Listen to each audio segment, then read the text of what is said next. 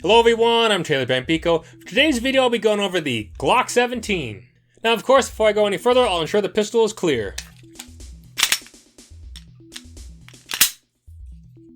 We're good.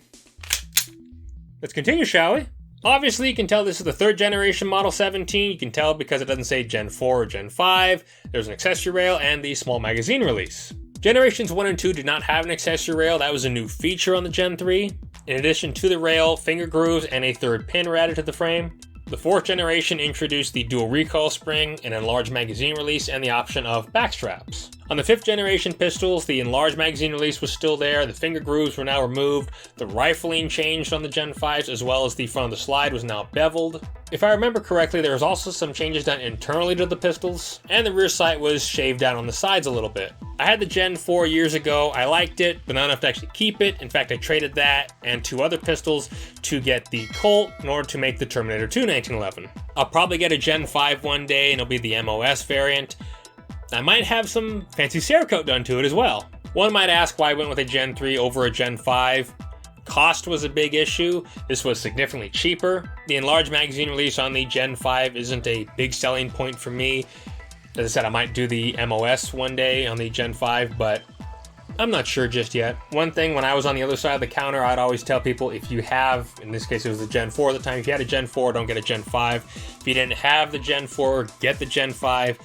Yet I didn't have either one, so I went with the Gen 3, oddly. But in addition to the cost of the pistol, the Gen 5, I would have just put the largest backstrap on the pistol anyway, so there was no real gain for me getting that one. As I said in the video regarding the Glock 21, the dual recoil spring on a 9mm for me really didn't benefit at all. Now you might have noticed this Pachmayr grip I put on here.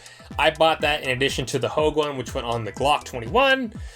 However, I had this left over. I said, oh, let's just put it on there, see what it's like. Now, for me anyway, the Glock 17 doesn't have much recoil, but when I did put this grip on here, it reduced it to almost nothing.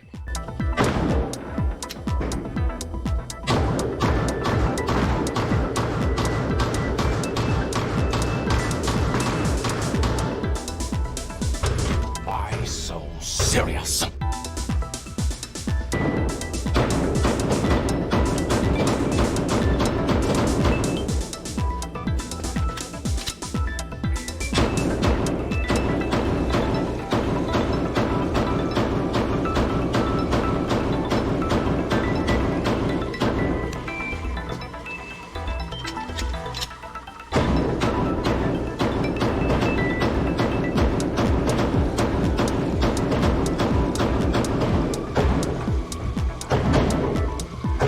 How about that little fella?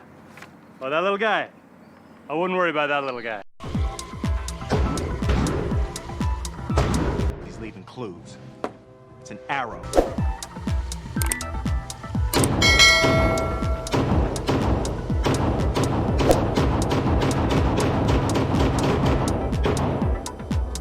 As I said in the Glock 21 video where I first saw it in the movie, that being of course Dawn of the Dead, I first saw this in The Matrix.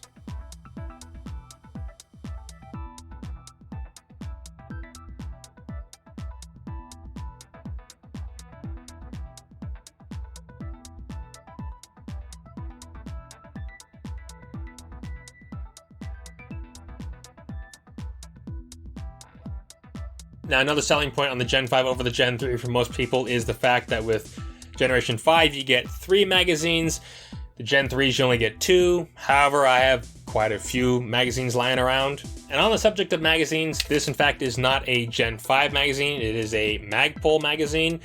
I bought these when they first came out. Honestly, they work great. Would I use them over a stock Glock magazine? For the range, yes. For carry, probably not. With a price difference of about $15, I would just go with a factory Glock mag over the Magpul one. An upside to the factory ones is those are steel lined. These are not. That is one thing I do like about the factory magazines. Yes, the early Glock magazines were not steel lined. My Gen 1 I had years ago was one of the original magazines. It, of course, was not steel lined, just like this. If I still had that gun, that magazine would not be used. I would just have it set aside somewhere just to have it. If I still had the Gen 1 and I'd go shoot it, more than likely I'd be using a Magpul magazine or one of the factory Glock magazines. And over the course of a few weeks, I put 1,000 rounds through it. We've not only had 3 malfunctions. And that malfunction was not a stovepipe, but a failure to fire.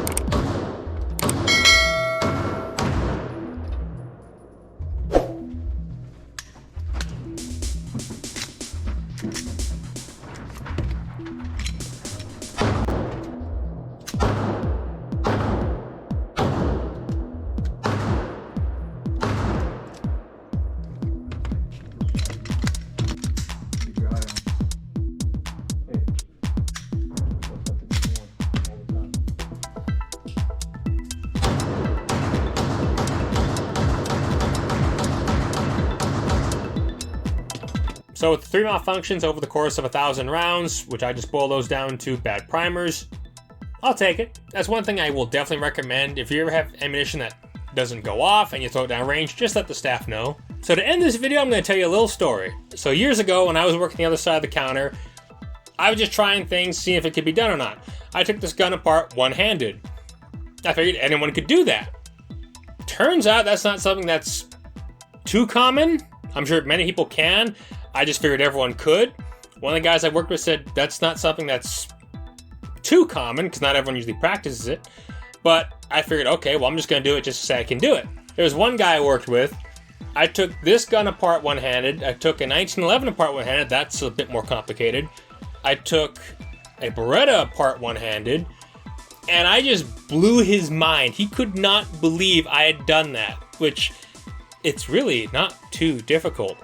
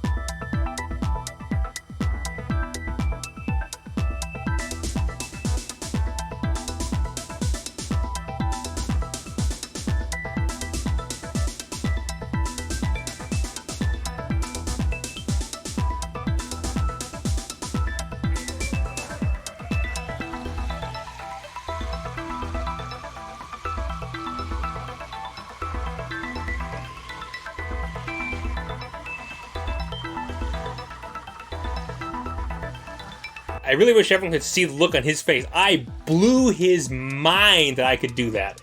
And it really just, okay, I just wanted to see if I could do it. Now, there was one man who creates a magazine loading tool, known as, I think it's the Bemel, Ben's Easy Magazine Loader. He only has one arm, so I know he could take apart a gun one-handed. In all honesty, I figured everyone was able to do it one-handed just to say they could. That's why I was doing it.